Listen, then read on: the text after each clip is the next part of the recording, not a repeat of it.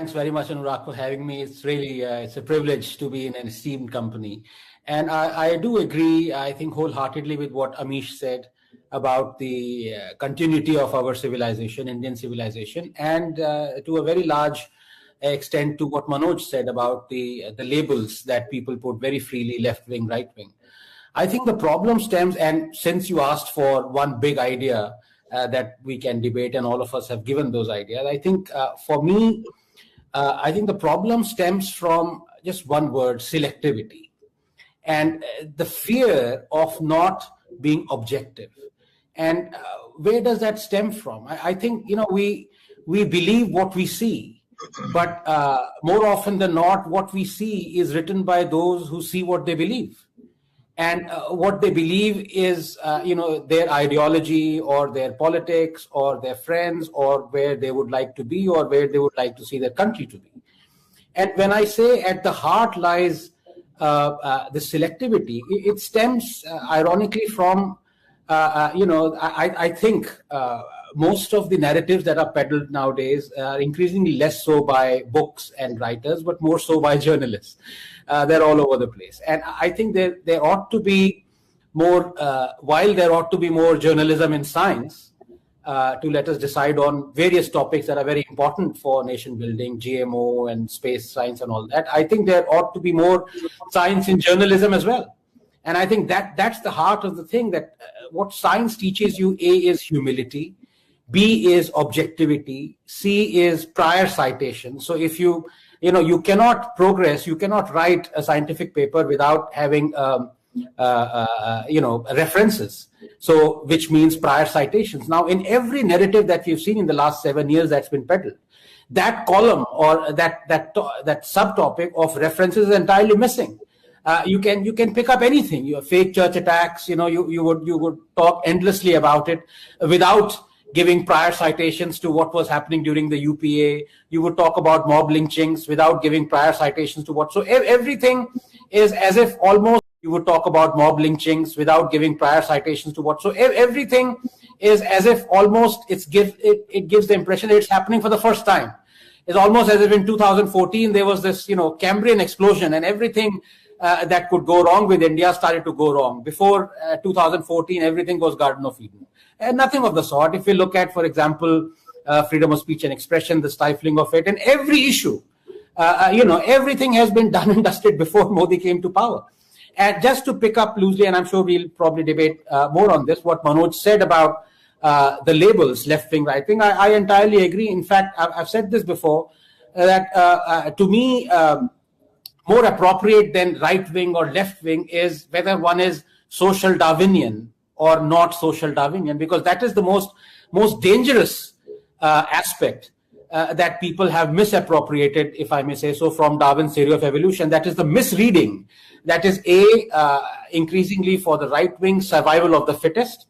That is what has actually given birth to empires, and we can talk about Churchill and all.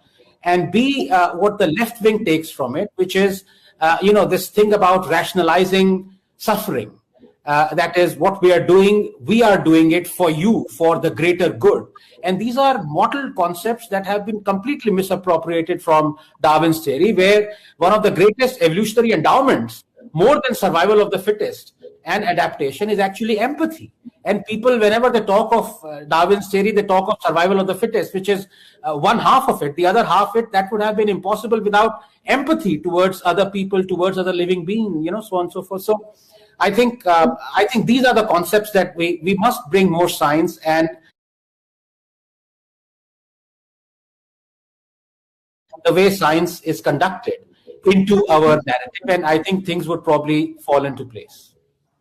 In fact, it's amazing. I would take off exactly from where you left off, which is we need more science. That's what, for me, truth is fact.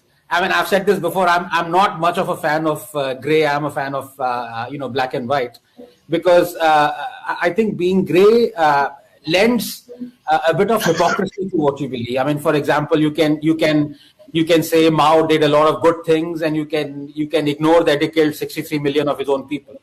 can wear a Che Guevara T-shirt and ignore that he was homophobic. He was, he undertook mass executions. So you can swing both ways if you believe in the gray. But if you believe in the black and white, if you believe, for example, that human cell has a nucleus, that is the truth. There is that's a fact. Yeah. Or for example, the B form of DNA is double helical. That's the truth. Things of that sort. So I think if we stick to that, then we can very easily demarcate what is opinion and what is truth, i.e. fact. So one need not overlap and one need not have a very composite definition of truth. But if you do, then what you say is absolutely right. But I think what you say also has a lot of meaning, because you are delving into philosophy. And I believe, there is something which is bigger and greater than science. Science is just a stepping stone towards philosophy. And the first thing I tell my students is that what is the degree you're going to get? Is it degree of science? There's a PhD. Well, it is a doctorate in philosophy. Don't think of yourself as scientist. That's just a stepping stone. Science is a stepping stone. But coming back very quickly to what you said, take home ideas. I think I do repeat. I think we need to completely banish selectivity. Almost it's become so visceral that we do indulge in it subconsciously. I mean, to give you an example, because I talked of Churchill. So Churchill was an absolute rascal, mass murderer, racist.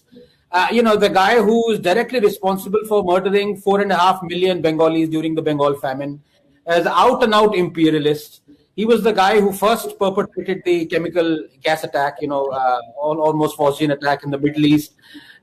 He was the one who felt proud that the Tasmanian indigenous population had been wiped out, annihilated by the Australians. So he was an archetypal social Darwinian. And yet, at the dawn of this millennium, when the BBC conducted the greatest Britain of all time, starting from William the Conqueror, who stood at number one? Churchill. So why is it that the Brits still feel that, Churchill is the greatest Briton of all time? This is because they believe Churchill won them the war. And they are prepared to overlook all his evils. And one guy who's always a lesson for me is Ambedkar, because there was this book by, I think, Catherine Mayo called, what was it called? Mother India. And it came out. In fact, it was really hailed by the Brits as something which is, reflects the true Indian society, but it was hated by the Indians. And Gandhi called it the Gutter Inspector's Report. And in fact, Ambedkar was the one who actually, nowadays you would say, well, Ambedkar is indulging in whataboutery. But whataboutery is essential to expose the hypocrisy. You could condemn the recent occurrences, but you have to ask, if you're honest, that, and not selective, that these things have happened before, or why are you ignoring, things that have happened before? And this is what Ambedkar said. And if I can remember, I can't remember the exact quote, what he said. He said, people who've read Miss Mayo's book, Mother India, might be left with the impression that all the evils are solely restricted to the Hinduism and the Hindu society. That it is only Hindus who are, wallowing in this mud of primeval thinking, medieval outlook, patriarchy. And while the Muslims have it all rosy, there is nothing wrong in Islam. There is nothing wrong in the way Muslim society conducts itself. Anyone who comes across or goes away with that opinion has to have his eyes checked or something. I'm paraphrasing Ambedkar. So he was Ambedkar who left no stone unturned in exposing the evils that are there in casteism, in Hinduism.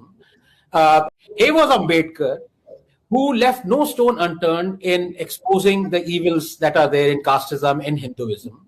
Ambedkar of today would have been completely selective about only highlighting the ills of Hinduism. In fact, Ambedkar changed his religion. He hated Hinduism so much that he became a Buddhist. But the same guy also said that let us not expose only the ills of Hinduism. Let us also expose the ills of other religions. So, you could, maybe the editors of Scroll and Wire today or Caravan would boycott Ambedkar and say, look at this whataboutery he's indulging in, let's downvote Ambedkar's books. He's become a Sanghi or something. But, that's a lesson for me. What can each of us do in the audience. 30 seconds each, and then we'll wind it up. So let's start with you, Anand. Yeah, I think what any reader or viewer should do is whenever he comes across any instance, whether it is a positive instance or a negative instance, he must think of what is called prior citations or a reference. Has this happened before? Has this good thing happened before? If it has, why aren't we giving credit to the person who did it first? And if it's a bad thing, I condemn it has happened now, but has it happened before? If it has, why are you giving the impression that this is happening for the first time? I think if these two things happen, which is exactly what I meant, bring some more, science, the way science conducts itself into our modern narrative.